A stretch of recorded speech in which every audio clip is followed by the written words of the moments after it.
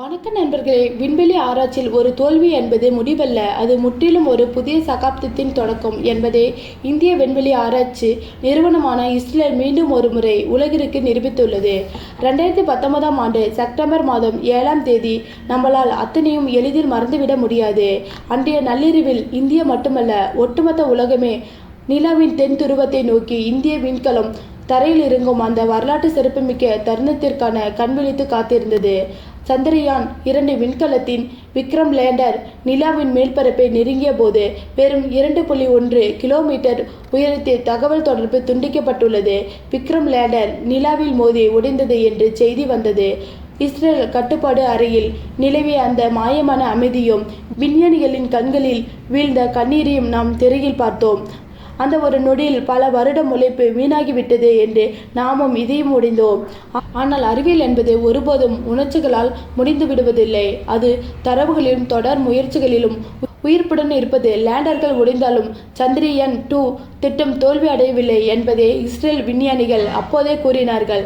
ஏனென்றால் திட்டத்தின் மிக முக்கிய அங்கமான ஆர்பிட்டர் நிலவை சுற்றி வெற்றிகரமாக தன் பயணத்தை தொடங்கியிருக்கிறோம். அன்று அந்த ஆர்பிட்டர் மீது இஸ்ரேல் வைத்த நம்பிக்கை இன்று ஒட்டுமொத்த மனித குலத்தின் விண்வெளி வரலாற்றை மாற்றியமைக்கும் ஒரு பிரம்மாண்டமான ரகசியத்தை நிலாவிலிருந்து தேடி எடுத்துள்ளது. ஆம் நண்பர்களே, நிலாவின் தென் துருவத்தில் 1.1 கிலோமீட்டர் அகலம் கொண்ட ஒரு இருண்ட பள்ளத்தில் மனித குலத்தின் எதிர்காலத்தை தீர்மானிக்கப் போகும் ஒரு மாபெரும் தடையை சந்திரயான் 2 கண்டுபிடித்துள்ளது. இன்று நாம் அந்த பிரம்மாண்டமான கண்டுபிடிப்பை பற்றியும், லேண்டர் உடைந்தாலும் தளராத இஸ்ரேலின் விடாமுயற்சி எப்படி வரலாற்றை மாற்றியது என்பதை பற்றியும் மிக விரிவாக பார்க்க போகிறோம். பொதுவாகவே நிலவு என்பது பல கோடிக்கணக்கான ஆண்டுகளாக உயிரற்ற வறண்ட ஒரு பாறை உருண்டை என்றுதான் நம்பப்பட்டு வந்தது. ஆனால் அந்த நம்பிக்கை முதலில் உடைத்தது இந்தியன் சந்திரயான் 1 விண்கலம்தான். நிலவில் நீர் மூலக்கூறுகள் இருப்பதற்கான முதல் ஆதாரத்தை உலகிற்கு வழங்கியது நம்மதான். அதன் தொடர்ச்சியாகத்தான் நிலவின் தென் துருவத்தை மிக துல்லியமாக ஆராய சந்திரயான் 2 அனுப்பப்பட்டது. தென் துருவத்தை உலக நாடுகள் ஏன் இவ்வளவு உற்று நோக்குகின்றன தெரியுமா?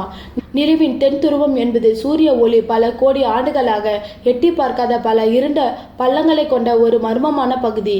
அங்கே வெப்பநிலை -248°C வரை குறையும்.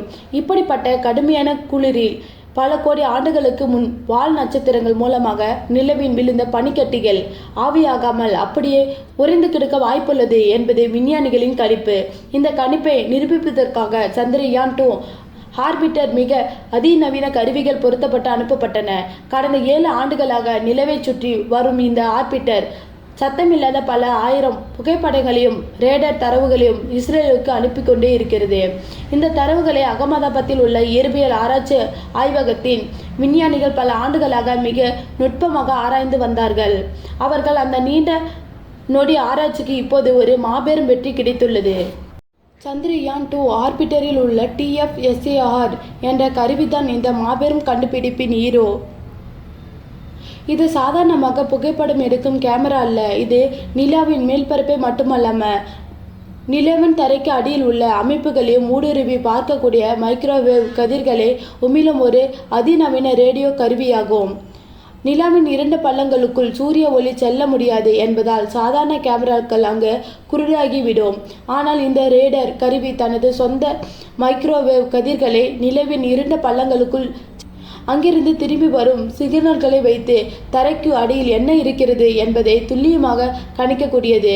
இந்த தொழில்நுட்பத்தை பயன்படுத்தி இஸ்ரோ விஞ்ஞானிகள் டபுள்யூ ஷேடவுடு கிரேட்டர்ஸ் என்று அழைக்கப்படும் இரட்டை இருள் சூழ்ந்த பள்ளங்களை ஆய்வு செய்தனர். இது என இரட்டை இருள் சூழ்ந்த பள்ளம். நிலாவில் ஏற்கனவே பெரிய பெரிய பள்ளங்கள் உள்ளன. அந்த பெரிய பள்ளங்களுக்குள் உள்ளே இருக்கும் சிறிய பள்ளங்கள் தான் இவை. இந்த பள்ளங்களுக்குள் சூரிய ஒளி நேரடியாகவே விழாது. சுற்றியுள்ள பாறைகளில் பட்டு எதிரொலிக்கும் வெளிச்சம் கூட உள்ளே செல்ல முடியாது. அதாவது பிரபஞ்சத்தின் மிக இருண்ட மற்றும் மிக குளிரான இடங்களில் இதுவும் ஒன்று. இப்படிப்பட்ட பகுதிதான் நிலத்தடி பனிக்கட்டிகள் பல 100 கோடி ஆண்டுகளாக பாதுகாப்பாக இருக்க முடியும். இந்த ஆய்வின் போது பவுஸ்டினி என்று அழைக்கப்படும் ஒரு மிகப்பெரிய பள்ளத்திற்குள் சுமார் 1.1 கிலோமீட்டர் அகலம் கொண்ட ஒரு சிறிய பள்ளத்தை சந்திரயான் 2 ரேடியோ ஆழமாக ஸ்கேன் செய்தது. அப்போதான் விஞ்ஞானிகள் ஆச்சரியப்படும்படியான ஒரு சிக்னல் ரேடியோவில் பதிவானது.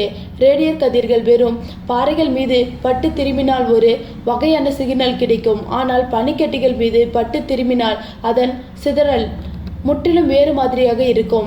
இஸ்ரோ விஞ்ஞானிகள் சர்க்குலர் போலரைசேஷன் ரேடியோ மற்றும் டிகிரி ஆஃப் போலரைசேஷன் என்று 2 நுட்பமான அளவீடுகளை கொண்டு இந்த தரவுகளை ஆராய்ந்தனர். இப்போது இந்த 1.1 கிலோமீட்டர் பள்ளத்தில் அடியில் வெறும் பாறைகள் மட்டும் இல்லை, மாறாக மிக அடர்த்தியான பனிக்கட்டிகள் புதைந்திருப்பதற்கான மிக வலுவான ஆதாரங்கள் இருப்பதை அவர்கள் உறுதி செய்தனர். இது நிலாவின் மேல்பரப்பில் துருவி விடப்பட்ட பனித்துளிகள் அல்ல, நிலவின் தரைக்கு அடியில் பல மீட்டர் ஆழத்தில் புதைந்திருக்கும் கெட்டியான பனிப்பாறைகள். இந்த 1.1 கிலோமீட்டர் பள்ளத்தை உற்று நோக்கிய விஞ்ஞானிகளுக்கு இன்னொரு பெரும் அதிர்ச்சியும் காத்திருந்தது. அந்த பள்ளத்தின் விளிம்புகள் சாதாரண பள்ளங்களைப் போல இல்லாமல் ஒரு வகையான திரவம் அழிந்த உறைந்து போன்ற அமைப்புகள் கொண்டிருந்தன. இது எப்படி சாத்தியம்? பல கோடி ஆண்டுகளுக்கு முன்பு ஒரு பெரிய விண்கலம் அல்லது வால் நட்சத்திரம் நிலவின் இந்த பகுதியில் பயங்கர வேகத்தில் மோதியிருக்க வேண்டுமே. அந்த மோதலின் தாக்கத்தால் தரைக்கு அடியில் இருந்த பனிக்கட்டிகள் அதிக வெப்பத்தால் உருகி சேரும் சகதியுமாக வெளியே தெரிந்து வழிந்து பின்னர் நிலவின் கடும் குளிரால் உடனடியாக உறைந்து போயிருக்க வேண்டுமே. அப்படி உறைந்த தடயம்தான் இன்று சந்திரயான் 2 ஆர்பிட்டரின் கணக்குகளில் சிக்கியுள்ளது. இந்த வடிவில் ஆதாரம் ரேடார் காட்டிய பனிக்கட்டி சிக்னல்களை 100% உறுதிப்படுத்துகிறது. ஒரு விண்கலம் லேடரை இழந்துவிட்டது என்று ஒட்டுமொத்த உலகமே அனுதாபப்பட்ட நிலையில் அதே விண்கலத்தின் ஆர்பிட்டர் இன்று உலக விண்வெளி ஏஜென்சிகளை வியந்து பார்க்கும் அளவிற்கான ஒரு அசைக்க முடியாத ஆதாரத்தை வழங்கியிருக்கிறது. இது ஏதோ ஒரு பள்ளத்தில் பனிக்கட்டி இருக்கிறது என்ற சாதாரண செய்தி அல்ல. மனித குலத்தின் எதிர்கால விண்வெளி பயணங்களுக்கான மிக முக்கியமான திறவுகோல் இது. நாசா, சீனா, ரஷ்யா போன்ற மாபெரும் விண்வெளி ஜாம்பவான்கள் இன்று நிலவின் தென் துருவத்தை நோக்கி படையெடுக்க தயாராகி வருகின்றனர். அமெரிக்காவின் நாசா ஆர்டெமிஸ் திட்டத்தின் மூலம் மீண்டும் மனிதர்களை நிலவுக்கு அனுப்ப போகிறது. அங்கு மனிதர்கள் தங்கி ஆராய்ச்சி செய்வதற்கான நிரந்தரமான தளங்களை அமைக்க திட்டமிட்டுள்ளனர். பூமியிலிருந்து நிலவுக்கு செல்லும் போது ஒரு கிலோ எடையை கொண்டு செல்லவே பல லட்சக்கணக்கான டாலர்கள் செலவாகும். அப்படி இருக்கிற அங்கு தங்கும் விண்வெளி வீரர்களுக்கு தேவையான தண்ணீரையும் ஆக்சிஜனையும் பூமியிலிருந்து கொண்டு செல்வது நடைமுறையில் சாத்தியமற்றது. நிலவில் மனிதன் வாழ வேண்டுமென்றால் அவனுக்கு அங்கு தண்ணீர் கிடைக்க வேண்டும். அந்த தண்ணீரை வைத்து அவன் குடிக்கலாம். அதிலிருந்து ஆக்சிஜனை பிரித்தெடுத்து சுவாசிக்கலாம். எல்லாவற்றிற்கும் மேலாக தண்ணீரில் உள்ள நைட்ரஜன் மற்றும் ஆக்சிஜனை பிரித்தெடுத்து ராக்கெட்களுக்கான எரிபொருளாக பயன்படுத்தி கொள்ள முடியும்.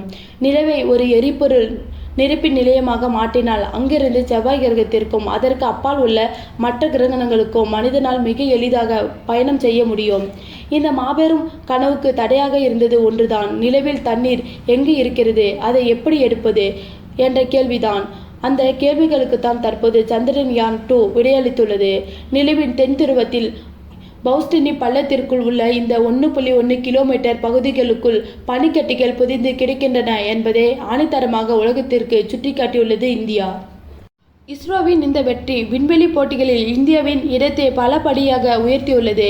2023ஆம் ஆண்டு சந்திரயான் 3 விண்கலம் நிலவின் தென் துருவத்திற்கு அருகே வெற்றிகரமாக தரையிறங்கி சாதித்து காட்டியது. இப்போது சந்திரயான் 2 ஆர்பிட்டர் கொடுத்த இந்த தரவுகளை வைத்துக்கொண்டு வருங்காலங்களில் நிலவிலிருந்து மாத்திரைகளை எடுத்து வரும் சந்திரயான் 4 திட்டத்தை இஸ்ரோ இன்னும் துல்லியமாக வடிவமைக்க முடியும்.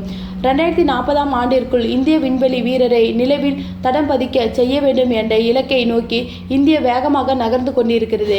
இந்த சூழ்நிலையில் நிலவின் வளங்கள் எங்கு இருக்கின்றன என்ற வரைபடத்தை உலகிற்கு வழங்குவது இந்தியாதான் என்பது ஒவ்வொரு இந்தியனும் பெருமைப்பட வேண்டிய விஷயம். வருங்காலத்தில் நிலவில் ஒரு நகரம் உருவானால், அங்கு ராக்கெட்கள் தயாரிக்கும் எரிபொருள் நிரம்பினால் அந்த இடத்தை கண்டறிந்த பெருமை இந்தியாவையே சேரும். பல நூறு கோடி ஆண்டுகளாக இருளில் மூழ்கி கிடந்த நிலாவின் ரகசியங்களை தனது மைக்ரோவேவ் கணக்குகளாக ஊடுருவி பார்த்து மனித குலத்தின் அடுத்து பாய்ச்சலுக்கான பாதையை சந்திரயான் 2 அமைத்து கொடுத்துள்ளது. இது இந்தியாவின் வெற்றி மட்டுமல்ல, அறிவியல் மீது தீராத தாகம் கொண்ட ஒட்டுமொத்த மனித குலத்தின் வெற்றி. தோல்விகளை கண்டு தூங்காமல் தொடர்ந்து உழைத்தால் பிரபஞ்சத்தின் ரகசியங்கள் கூட நம் காலடியில் வந்து விழும் என்பதற்கு இஸ்ரோவே சாட்சி. இந்த அற்புதமான விண்வெளி பயணத்தின் அடுத்த கட்ட நகர்வுகளை காண நாமும் ஆவலோடு காத்திருப்போம். நன்றி.